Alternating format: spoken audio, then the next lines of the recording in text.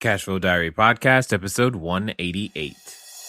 Welcome to yet another exciting episode of the Cashflow Diary Podcast, the podcast that teaches you insider tips, tactics, and strategies for creating leverage streams of cash flow into your life. Learn from top-performing entrepreneurs, business owners, investors, and thought leaders from across the globe as they share their secrets to success. Like what you learn on this and other Cashflow Diary podcast episodes? Go to learninvestingnow.com and sign up to receive powerful tips and information that will help you succeed as an entrepreneur and investor. Now, here's your host, investor, entrepreneur, business owner, educator, speaker, author, and master facilitator of Robert Kiyosaki's cash flow game, Jay Massey. All right, ladies and gentlemen, welcome to another episode of the Cashflow Diary Podcast. I am your host, Jay Massey, and you know what? I am glad that you're here because you know, like I know, this real estate game is not owned by any one person, and more importantly, it exists outside of your home country. And that's one of the most important things that I absolutely enjoy. Once you understand how to do real estate, in my opinion, you can go to any country, anywhere, and figure out a business in no time flat. And I'm serious about that. In fact, today's guests have done that very thing for a number of people and have been doing it for a number of years. And most importantly, they're going to share with you their journey and how they've made the international world accessible to some of you who have been stuck in the U.S. for far too long and are looking for an excuse to go outside, because we will definitely make sure that you have a reason. Think about it this way. Today's guests have done things in the vacation rental space, the single family house space, the multifamily house office space. They have done it in multiple countries. They're going to share with us why and how they've created their business. But most importantly, you could call them like a Jack and Jill of all trades. And now they invest their time co-investing and direct ownership positions with their investors and making sure that the money continues to grow and produces cash flow. Today's guests are Matthew and Kira McClellan of Direct Source Wealth, and they are going to share with us their infinite knowledge and, most importantly, help you and I build our cash flow. Help me welcome Matthew and Kira. Matthew and Kira, you guys there? Yes, we are. Hi, Jay. I'm glad that you guys are here. Thanks for taking the time. I'm sure there are many, many, many things you would love to be doing, but I definitely appreciate you taking the time to invest with us here. Now, I often ask the same question of everybody the first time. So I'm going to ask both of you this same question. I mean, before you guys were, doing, deals in Washington and Colorado, Arizona, Illinois, Puerto Rico, France, all of these wonderful places, before all of that was going on, what I like to think about is that today's entrepreneurs are a lot like yesterday's superheroes. So at the end of the day, before Superman was super and Spidey was, slinging webs and saving people, entrepreneurs did the same thing. They were normal people before they started going around and saving people, etc. So you have an origin story just like every other superhero on the planet. So before you were, what you are today, before you were the investors who were well-traveled and helping and saving lives in that sense, who is Matthew and Kira? Well, when I don't have the cape on and I'm just grocery shopping. Yes, exactly.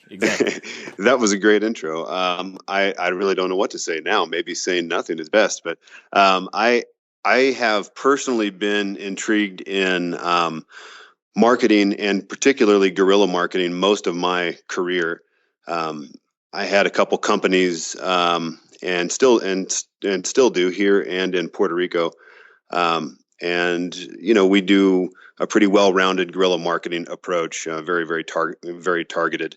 And about 5 years ago, I got into the single-family real estate space, and then the commercial office space, and then multifamily. So I've kind of progressed through, we'll say, trial and error, and getting my boots muddy along with my wife, Kira, and now our newborn baby. But of 10 weeks, he's so cute. And worth every day in the real estate game. We have a certain passion for it. But that's pretty much my background.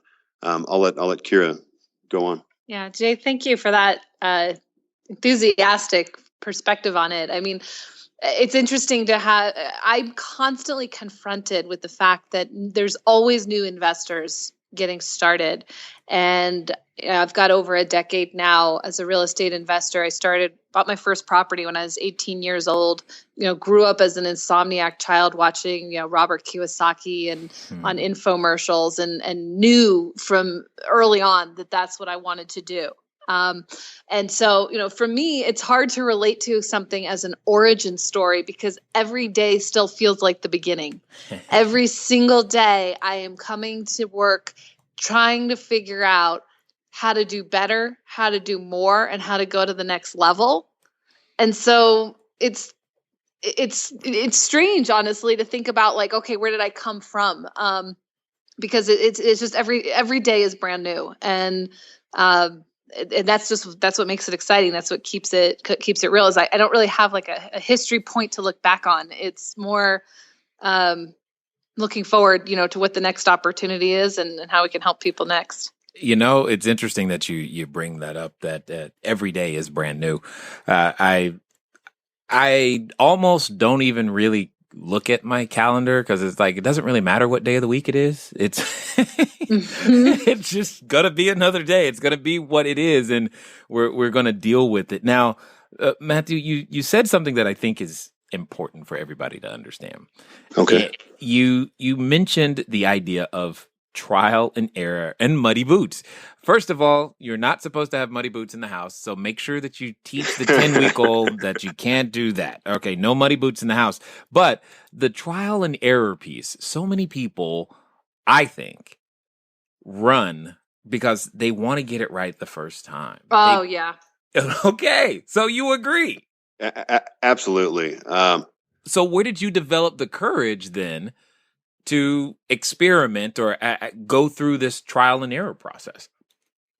Yeah, that's a great question. I personally never considered myself to be a real estate guy, or for that matter, a financial guy. I studied on the side, and I surrounded myself with people that knew things about real estate and finances that I did not know. I felt very confident in my marketing. I felt very confident with my clients and the client base. I really didn't even have to advertise for each office that I opened up. And I was kind of in my comfort zone, right? When you go through life, I'm sure everybody can identify with that. And I realized that I wanted to expand not only my knowledge of real estate, but use it as a vehicle. And I knew that I had to learn that somewhere. So I started to surround myself with the right people. That's so important. And that's the biggest thing. I think personally, if I could tell anybody, yes, I was scared. Yes, when I put out my first 20,000. Yes, when I put out my first 100,000. And yes, when I put out my 300,000 and so on. Every single time I was scared. Right. But I learned something new each time, and I paid attention. And now, you can kind of see patterns, and you can find formulas. Even in the real estate market, it's an ever-changing market. You know this, and I'm sure a lot of our listeners do. What we know one day works may not work the next day. Hold on, next day? The next sure minute, it's that right? long? Come on. Yeah, that's Matthew. That's a really good point, and I think. I work with a lot of women investors, and I'm not going to try to be gender biased here, but I'm going to be completely gender biased here. And I'm going to say that one of the huge advantages we have is working as a couple. Most couples tend to have one person, and it's not always one gender or the other, but one person who's more conservative, more, analytical, boots on the like feet on the ground, let's make sure we do it right, by the book. And the other person who's more of a risk taker, more wants to, carpe diem and go out there and make things happen and solve problems as they come up and not worry about it, And oh yeah, my wife knows a lot. Yeah. and usually, interestingly enough, usually it's the husband is more aggressive and the wife is usually more conservative. My husband and I think happen to be a little bit opposite in that. I'm definitely the risk taker. And so what's great about that is, as I mentioned earlier, I work with a lot of women. So, and we work with a lot of couples where I can connect with the wife and kind of help explain like what that other perspective is and how to mitigate it. And I can also explain to the husbands, like, why it's so important to really honor and understand the wife's perspective as well, or whoever the more conservative partner is, because it's the balance between the two that makes deals work. Too many people in this business are really aggressive risk takers, and they just keep pushing and pushing and pushing until they have all in on a huge deal, and then the market turns or something happens and they lose it all and they're starting over. It's happened to so many smart people I know. And if they had that partner, if they had that spouse that was kind of grounding them a little bit more, then and the more aggressive spouse is kind of pulling the other one along, you really end up in a much better situation. Both people have a better life because of it. Both people, Matthew and I say all the time, we have a safety net because of the way he thinks and the way he operates. And we make sure that we always have our needs taken care of. And we also have phenomenal opportunity because of the way I operate. And together, that's what makes it work. And, I wasn't as good of an investor before I started working with my husband. And I think, if I could be so bold to say, I don't think he was until he started working with me. Absolutely. I've learned an incredible amount along the way. And as a team, I would totally agree. And so that helps to get to your original question. That helps with that pit of fear in the stomach, which I still get every deal I do. And I know if I'm not feeling that, I'm not doing something interesting enough. I'm staying in my comfort zone. I'm not going to grow. I'm not going to progress. So I like and hate that feeling at the same time. But knowing that, we have this partnership, and that we also, again, going back to co-investing, the fact that we work with lots of other investors and we're very transparent and we get their input and feedback and we really solve problems collectively. That mitigates that risk, and that keeps us constantly willing to take new challenges, because at the end of the day, with that collective level of intelligence of ourselves and all of our investors, there's no way we can't solve any problem. There will be problems, but we have the people in place and we're open with them when there's issues, and that way we can solve them and make everything better. Indeed. And we will definitely attack there will be problems part in just a moment. But you said something that I thought was awesome, is if you don't have that pit in your stomach, you're not doing something interesting enough. And I think you and I suffer from the same disease, because I've jumped from single family houses to multifamily houses, commercial. We're doing some cell phone towers and resorts now. It's like, it stopped holding my interest, and I didn't want to keep doing the same thing over and over and over. Right. And over again. It's like, come on, we've done that. We've already done that. Who cares? But exactly. Yeah. And by not having that fear, that's how, like you mentioned, the deals in Puerto Rico. I mean, I have moved from various markets at different times, and we've taken on all kinds of new deals. And if we were driven by our fear, we'd never have been able to do that. We'd never would have been able to expand beyond sort of our own backyard. And there's a lot of investors that just never get bigger than their own backyard. And it's fine. It's a valid way to run your investment business. Not everyone wants to be a Donald Trump,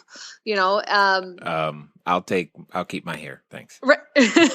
but some people want to be bigger than they are right now. And that's what kind of chasing that opportunity is all about. Well, and at the end of the day, sometimes that person is better suited outside their marketplace anyway. Right. You never know what is out there until you start poking at it. And I like to poke to find and uncover and solve some more problems. Now, there's something. I'm sorry. Go ahead, Matt. Oh, I was just agreeing. I said, that's right. You have to turn the flashlight on sometimes to see what's in the room, Indeed. Now, you mentioned that there will be problems. That was a definitive statement. And I know a lot of people who want to avoid problems at all costs, so much so they ask well, what if this happens? And what if this happens? But what if on a Tuesday it rains and that happens to be the exact same day rent is due, and then they slip, and then now what happened? Okay. Right. Right. So right, my question to you is, how do you internally deal with that? But more importantly, how does someone get themselves out of that position mentally so that they can take the action? It's a good question. We deal with a lot of investors who get stuck in what we call analysis paralysis. I had assumed. That's why I asked. Yeah. And here's the thing. One has to be realistic in the fact that you can't just jump in 2 feet forward hoping everything's going to work out without any game plan, right? That's one extreme, and that's unhealthy. And then you have another extreme, which is like you're mentioning, the client that wants to know every tiny possible detail has been thought out, even things you couldn't think you might need to think about. And the answer is, you've got, just like everything in life, really, you have to be able to learn at the balance and the tension between two virtues, right? So you have this virtue of prudence, and I'm stealing from Aristotle here. So if this sounds familiar to anyone, I give him full credit, right? You have the virtue of prudence, and then you have this virtue of action. And if you're in one virtue too far to the extreme, now you have a vice, right? You're stuck, or you're going way too aggressive. And a practical way to get yourself sort of centered in the middle is sort of what I touched on previously. Partnership, right? Working with, in my case, it's my husband and I. It might be a good girlfriend. It might be someone you work with that you get along with well, who balances you out. You're never going to change. I don't believe people change fundamentally who they are, but success comes from recognizing, knowing who you are, leveraging the strengths of who you are, and surrounding yourself, as my husband said earlier, with other people who have different strengths. So that if you are that really, really focused, what if analysis kind of person, I want you on my team. I want you bringing up every crazy idea that could possibly maybe happen so that I can be thinking about potential solutions.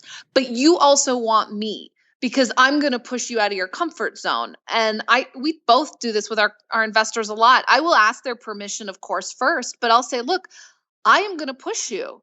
I am going to sometimes tell you, like, if I recognize that you have a certain personality trait to be overly stuck in analysis, I'm going to tell you, okay, now you got to make a decision. You got to choose. Like, this is it. We're done. We're done asking questions. Like, time to either make a commitment or not.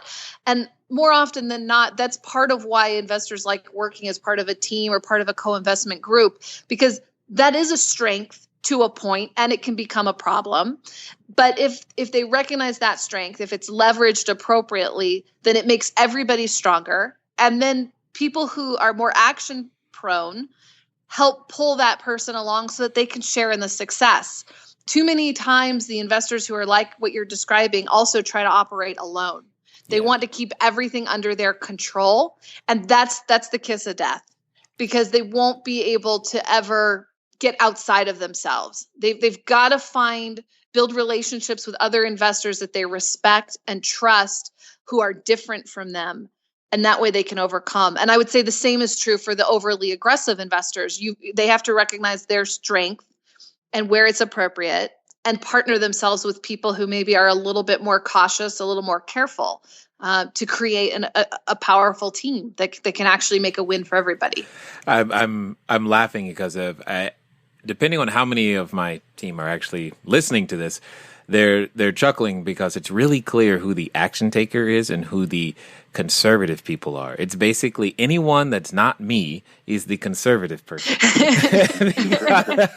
Because they're constantly saying, we're busy, stop, I gotta think about, and how are we going to pull that off? I'm like, I don't know. Figure it out. Anyway, Right.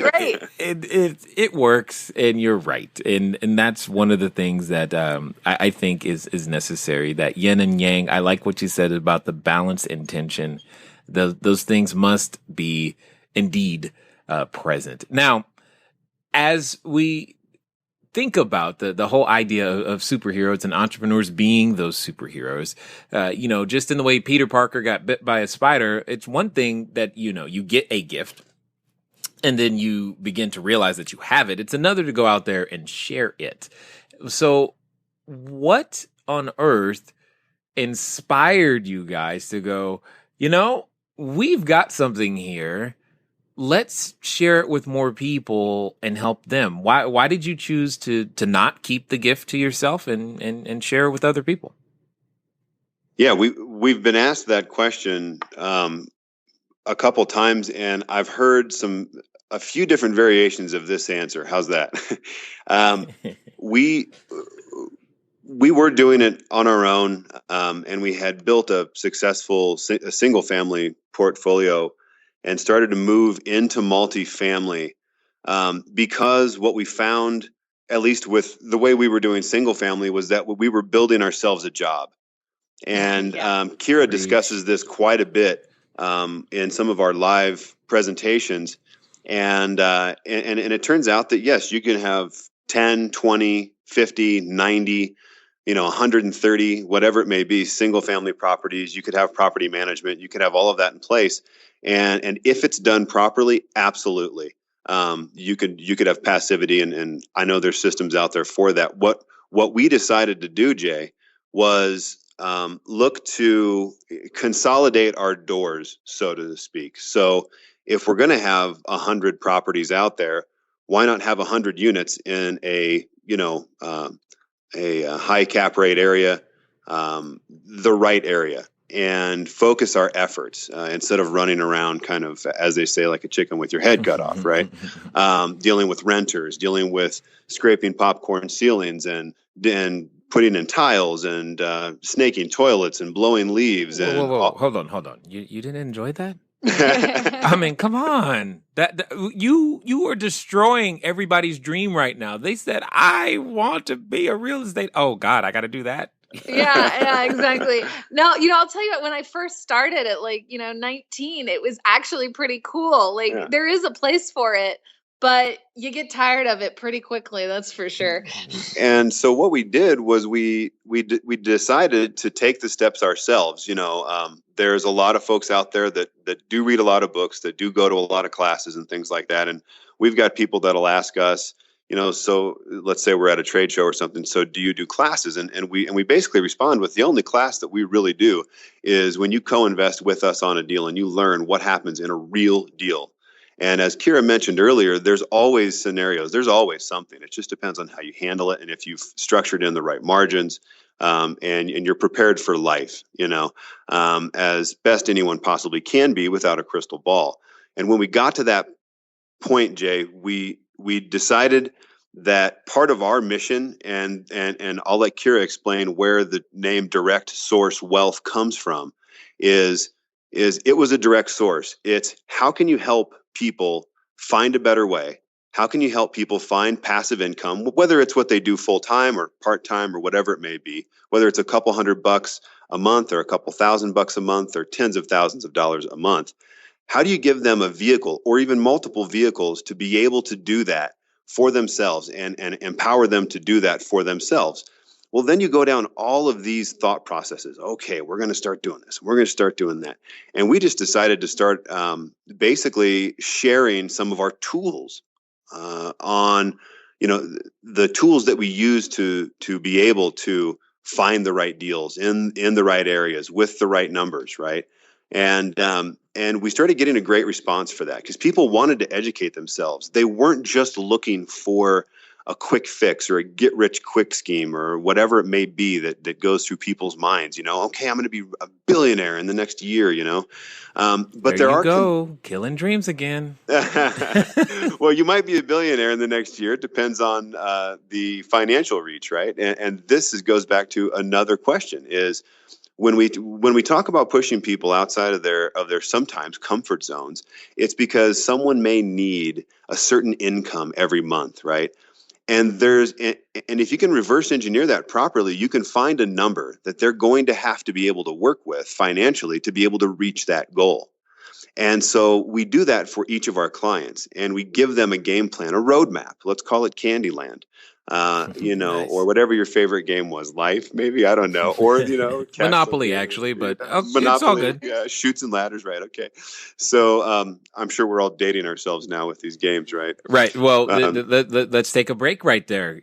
Games are what existed before apps and iPhones. For yes, all of you yes. wondering, it's an actual physical board that sits on a table, and people got together in person. Yeah, and I love it. And actually played. Yes. Now That's you right. can continue. They're caught up.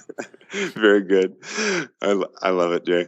All right. So basically, that's really why we wanted to bring it to people, was because yes, we could keep doing this on our own, but also there is strength in numbers in many ways. And if you can find the right group of people, you don't have to agree all the time, but like minds and goals, and people who think about generational wealth and how to protect that. And that type of glue, we'll say, that comes within any relationship is the kind of glue that we like to have with our clients, and slowly friends and family and strangers started visiting our websites or found our phone numbers from some other trade show or podcast or webinar that we were guests on. And we really thought, hey, we've got something here. Why don't we continue to share it? And so that's what we did. And like I said, I think direct source wealth is a term, a group of words that I'm going to let Kira elaborate on where that really came from, and I think it'll help convey the message, hopefully, that I'm trying to get across, Jay. Okay. Yeah. Thanks, Matthew.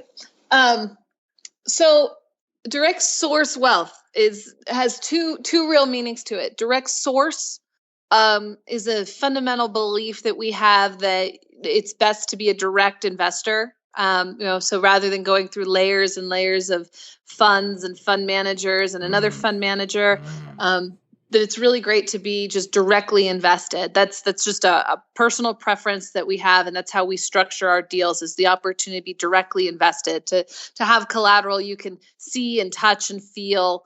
It's very tactile in that sense. But also direct source, meaning directly connected to the source with a capital S. Nice. And recognizing that we're all stewards of resources, and that that all wealth, that all abundance comes directly from source. That it's not, while we have a role in creating it, we are not making it from nothing, but we are right. Receiving it and managing it and being good stewards of those resources. And that's a real fundamental value to us. In fact, I wrote an article about that on our website. It's dealing with First Timothy and the idea of the love of money is the root of all evil. Because I have a fundamental belief, an economic bias, that we are changing our country. We are changing internationally the way countries relate to one another, the way people relate to one another. And we are moving from a very competitive economic worldview into a collaborative worldview. And I have a fundamental belief that there is such a thing called the collaborative advantage, as opposed to the old economic, competitive advantage. And that, I don't want to mince my words here. I mean, when we share, we gain. We win. We make more money when we do more deals. We get better diversification. We can take down bigger projects, so we have better economy of scale. There's definitely direct benefit in it for us, right? I don't ever want to sound like, I'm just a really nice girl. I am a nice girl, but there's something in it for me, and I'm always going to be transparent about that. Right. And what makes it work is that there's also something in it for all the other investors. Right. And we're really creating genuine win-win scenarios. And that's the thing about sharing that interests me. I'm a classic, liberal economist, classic like Ayn Rand. People want something to be in it for them. I don't think there's anything, dirty or wrong about, wanting to be successful and wanting to be profitable. And where it gets ugly is when it's at the expense of others. And I believe that it doesn't have to be that way, that we can share, we can work together, and everyone can do better for it. And you interestingly enough, I don't know how you guys feel, but the more she talks, the more they keep talking, the more I like them. And that's really cool because you're welcome. Because we often talk about the concept here of cooperative capitalism versus competitive capitalism. Oh, I love it. And that's typically what we call it because, that whole thing is, yes, I can do a deal, but we can benefit together faster, more. We can go longer. We can weather more storms. We can actually change zip codes and neighborhoods. And that's the whole thing behind us and why we tend to do the larger projects that we do is so that we don't just make a dollar, we make a difference. And that's really what it comes down to in a lot of ways. And what I want everybody to hear is that there's another concept that we always talk about is investor identity. You are very, very clear on your investor identity and how and why things work the way that they do. So it's no wonder that you're able to polarize and attract those to you that make sense. And every person here is all about value for value. No one wants anything for free. And I think we're really, really clear that we create an immense amount of jobs and clean, safe, affordable housing for individuals when we go out there to do what we do. Now, one thing though that Matthew said, I'm a little upset though because he said he didn't have a crystal ball, and you had me scared for a second here. You had me, Jay. Good. I'm like, come on, man, you got to have a crystal ball. But more realistically, you said something about a better way. You mentioned passive income, which for me, there's so many ways to skin this real estate cat. I have to ask, why Puerto Rico? Okay. If you haven't picked up on this already, opportunity is, everywhere. And by everywhere, I mean even on the street light that you just passed. Every time you went to the movie theater, every time you go to an amusement park, anything you were doing, there's opportunity. So, of course, there's opportunity in Puerto Rico, and we'll get right back to that in just a moment. Just a quick reminder for those of you who haven't yet picked up your complimentary, that means free copy of Cashflow Diary, 10 Steps to Creating Wealth in Any Economy. The electronic version is yours. Just send a text message to 72000. The keyword is book, BOOK. You will get your copy emailed directly to you as soon as you give us your details. Anyway, I know a number of you right now, you just probably want to know, hey, what's going on in Puerto Rico? And let's get back to that. Yeah, that's a great question. I'm sure that's a lot of people right now that they have this on their mind. Originally, Kira and I were looking for a way to protect our assets. And that's really what got us started down the road. There's so many different structures, right? There's so many different classes and gurus and all of these things to show you about asset protection, show you about different ways to enjoy certain tax benefits and things like that. And so we really dug in again. We found something else that we wanted to sink our teeth into and not just research it and not just ask about it, but we actually moved to Puerto Rico for 6 months. And immersed ourselves in the culture, and immersed ourselves in the business culture and everything. And we were really just going down to find a home or a condo or something on a nice beach, and get our tax break. And we can elaborate more on that if you want for Act 20, Act 22, and Act 74. But and so we kind of went down and made our connections with attorneys and CPAs and found the good ones, found the bad ones, found everything. They knew us as the Americanos from the east side of the island to the west side of the island. We very quickly made a name for ourselves, unintentionally, by the way. But because we dug so much and because we contacted so many people to try and really find out and really immerse ourselves into that culture and find out how to benefit from the tax breaks, but also when we got there, help the actual culture by stimulating the economy.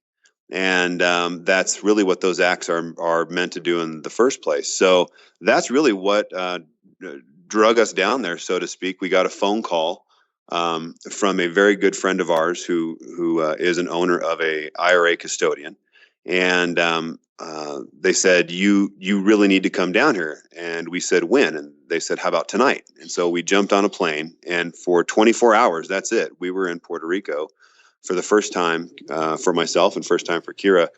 And, we didn't even know that you didn't need a passport. We just, and we just jumped on the planes and we flew out. At that time, I was visiting family in Clearwater, Florida. But basically, you've got this amazing opportunity down there, and we decided to immerse ourselves in it. Well, now we come back, going on a year now since we've done that, and we bring back that knowledge. So not only do you find out how to make money, but also how to keep it. I had a guy tell me when I was a much younger man, and he hit his first 10 million.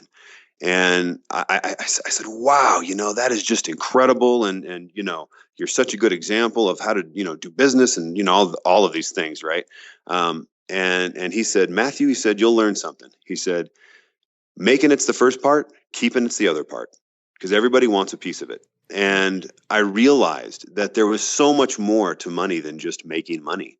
It brings up new challenges. And so we discovered a way to mitigate risk and to mitigate some of our tax liabilities and things like that legally, not considered offshore, within the U.S. Territory of Puerto Rico. And then we found a way to build that bridge from that little island over to the U.S. And here we are today with yet another system. And I'm gonna let Kira elaborate a little bit more on that. What's interesting right now is that I'm imagining somebody listening right now, looking up, where's Puerto Rico? Right. That's what we had to do. Yeah. They're like, is that on this? Is it? How close is it to the? Can I walk? No. Past Cuba. Past Cuba. Interestingly enough, though, the big airlines have moved their major portions of their businesses down there too. So there's a lot more direct flights from places than there used to be, even just in the last year. And to Matthew's point, what brought us there was the personal business reasons. But when we got there, what we found was that Puerto Rico, it was actually using your conversation about being superheroes. I felt for the first time like a real superhero in Puerto Rico because I could see the future. Yeah. And Puerto Rico operates about 3 to 5 years behind the U.S. economy. It's just a little bit of a lagging economy to what's going on in the United States. And so what we had seen happen in terms of the economic crisis and then the recovery and then now the boom that's happening, Puerto Rico was a little bit further behind. And so as an investor, I'm always looking for, how do I continue to make margin? How do I continue to find good deals and make sure I'm not overpaying?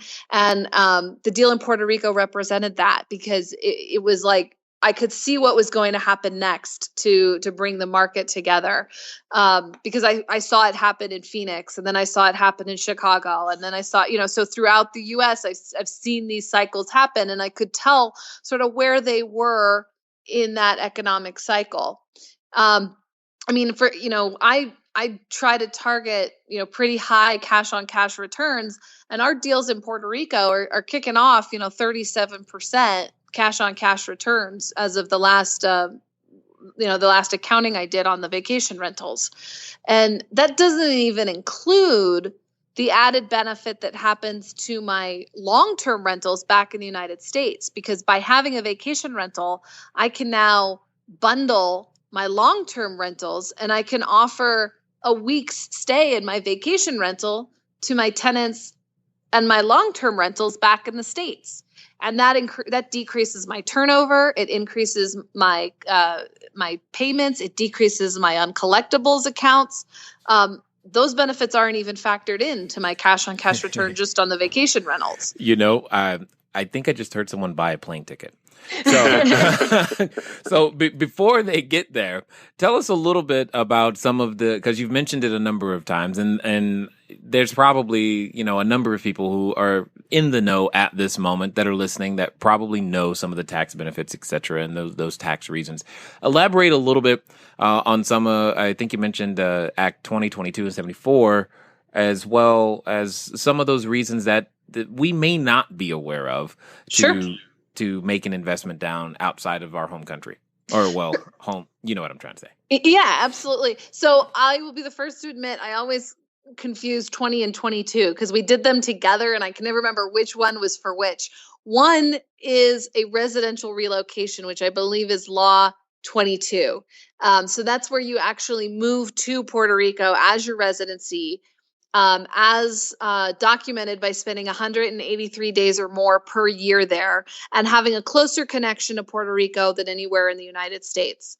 By doing that, by being basically an immigrant into Puerto Rico, you get a 25-year tax decree. It's an actual tax decree from the Puerto Rican tax authority, which operates under the full tax authority as a territory, under the full tax authority mandated by IRS tax code.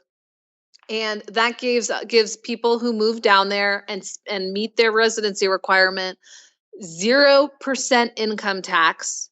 Say that again. Yeah, zero. I want to make sure people can calculate the number. Yeah.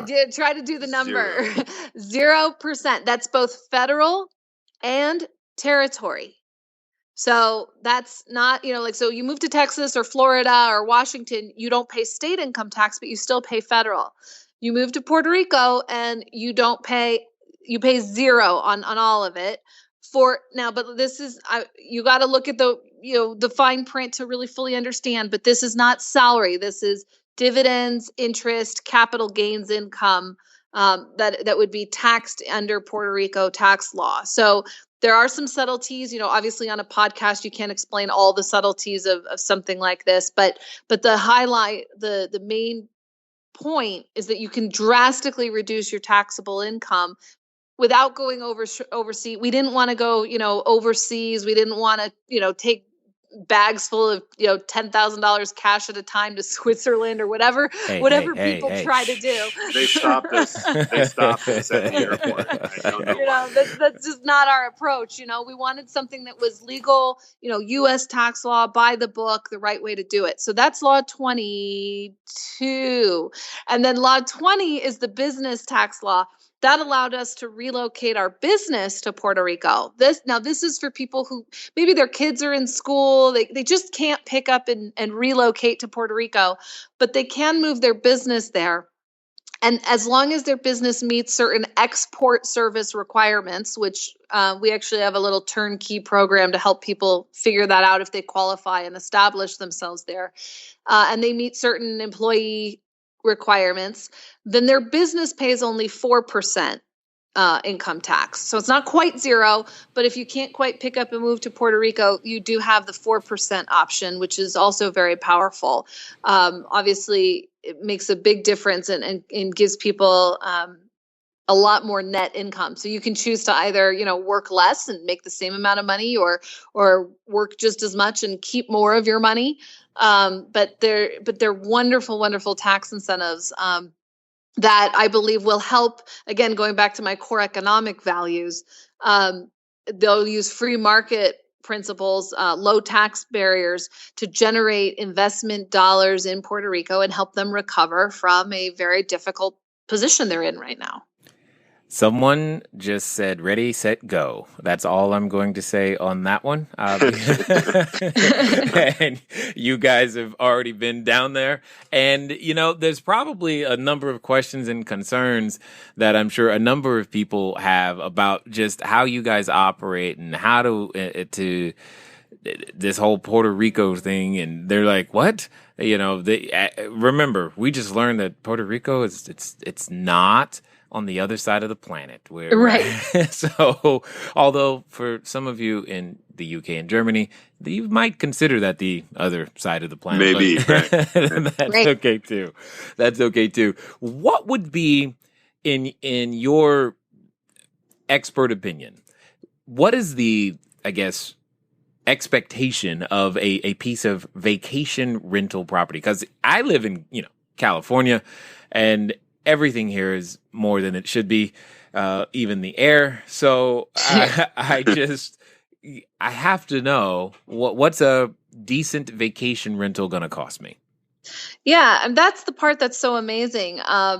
Here, remember, you're buying a place in the Caribbean. The water's warm all year round. There's 4 beaches within a short driving distance. Literally, we'd wake up sometimes to the sound of coconuts falling out of the tree. There's just these spectacular views of the lighthouses and the ships, coming in. And it's just a wonderful place. And yet you can pick up, you're not even going to believe this coming from California, but you could pick up, 1,800 to 3,000 square foot, 3-bedroom, 2 or 3 bath vacation rental for between $150,000 and $200,000. And there goes another plane ticket someone just bought. Yeah.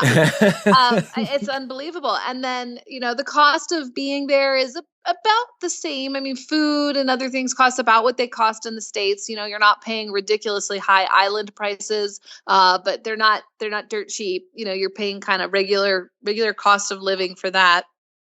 And you can expect to rent that place out for between $150 and $200 a night.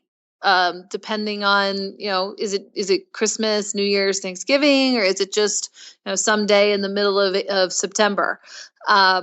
So, good steady rental income. Our properties down there that we're working with investors on have about a year track record at this point. So it takes about 3 years to really stabilize a vacation rental because there is, repeat visitors that come. And so it takes a couple years to get to stabilized occupancy. But, once you are there, you can expect to be operating at, 60, 75% occupancy. And talk to me a little bit about the financing that exists. Yeah.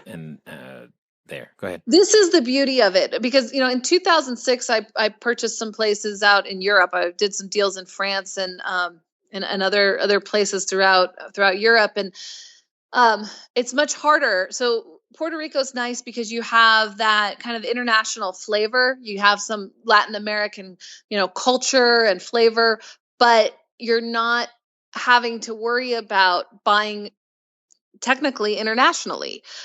You can finance your purchase through Banco Popular, which has branches in New York, in LA.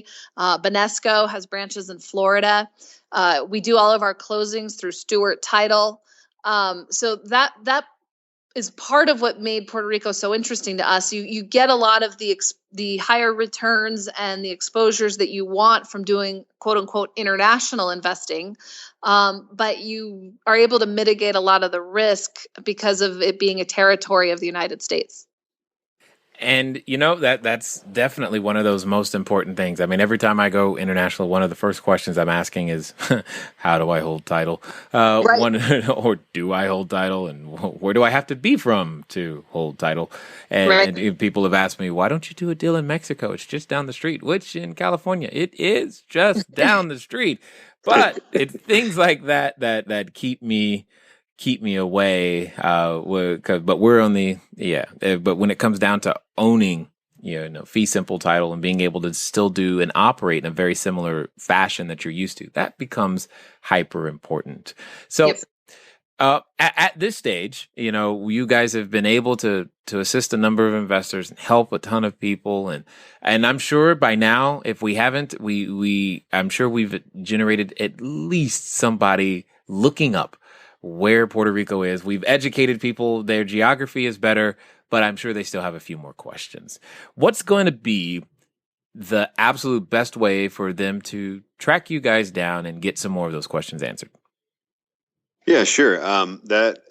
Number one, you can always go to directsourcewealth.com, and kind of play around a little bit on there. You'll see different opportunities, and you'll see previous deals. You'll see pictures and things like that of Puerto Rico.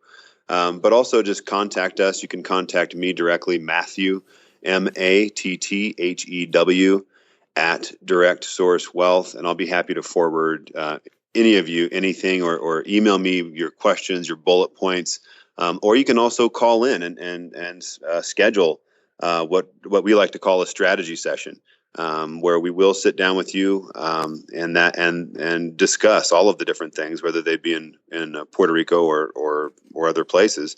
And that number is 720-445-4546. That's 720-445-4546.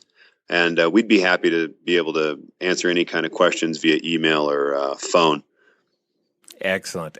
Now, let's pretend for a second that someone that's listening right now, and I want to hear from both of you on this one, that someone is standing outside that superhero outfit store. They're deciding, I think I got an idea. I think I can do business. I don't really know. But they're picking out their cape and their tights and their mask if they want to. But they still feel a little hesitation, a little trepidation, a little, what am I really doing here? What would you say to that person, knowing what you know today? Hopefully Nike doesn't come after me, but I'd say just do it. That's the quick answer. The more detailed answer is, that's exactly why we're here. It's why we do what we do. Jumping into, for example, a deal like, Puerto Rico is amazing because the properties have been operating for a year. They already have cash flow. You can see what's coming in. There's, turnkey property management.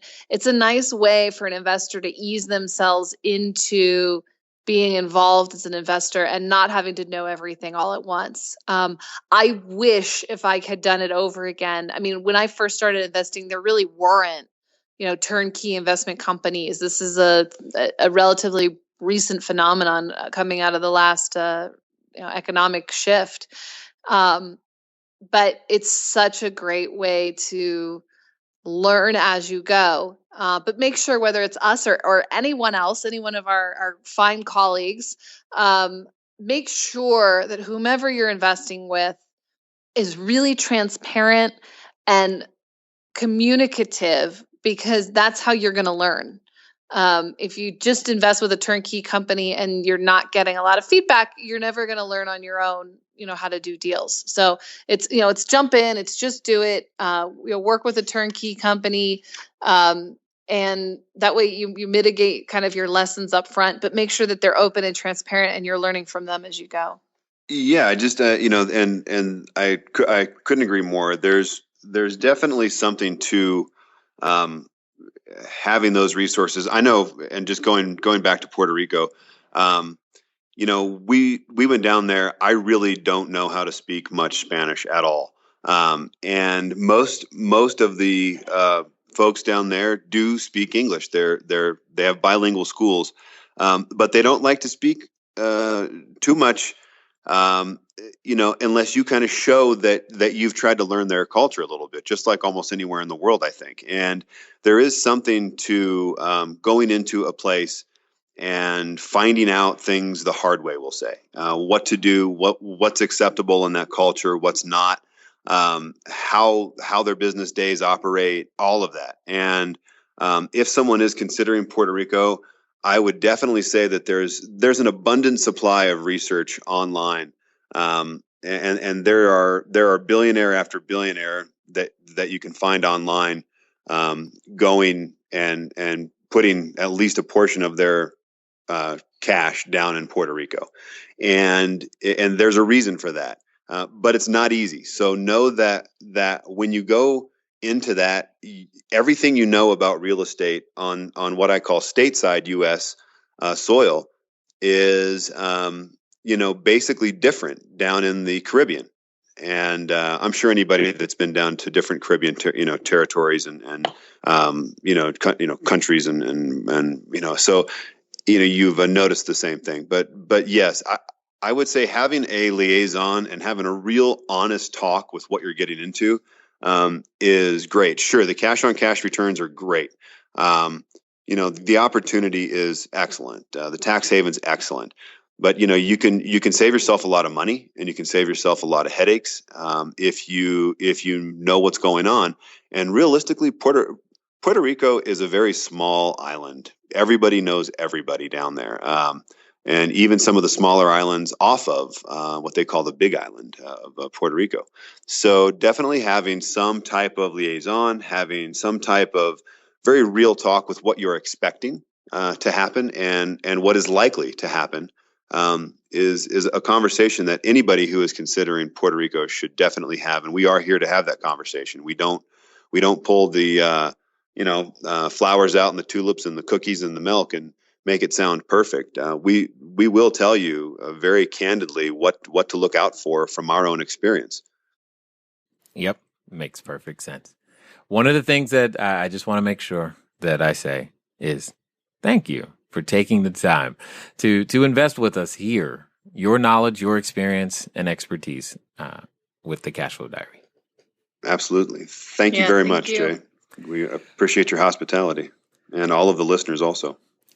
All right, ladies and gentlemen, you know what time it is. It's time for you to move at the speed of instruction. What on earth does that mean today? Now, some of you've probably already purchased your plane ticket. That's great. You are moving at the speed of instruction. But for the rest of you, get over to directsourcewealth.com. Why?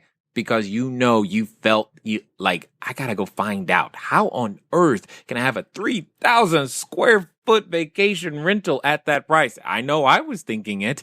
Now go act on it. You will never make $1 on a property you don't own or move towards. You've got to do something within the next 24 to 48 hours to put yourself one step closer to that dream life, that reality that you can indeed have if you are, dare I say, brave enough to move at the speed of instruction. Ladies and gentlemen, it's been fun talking to you today.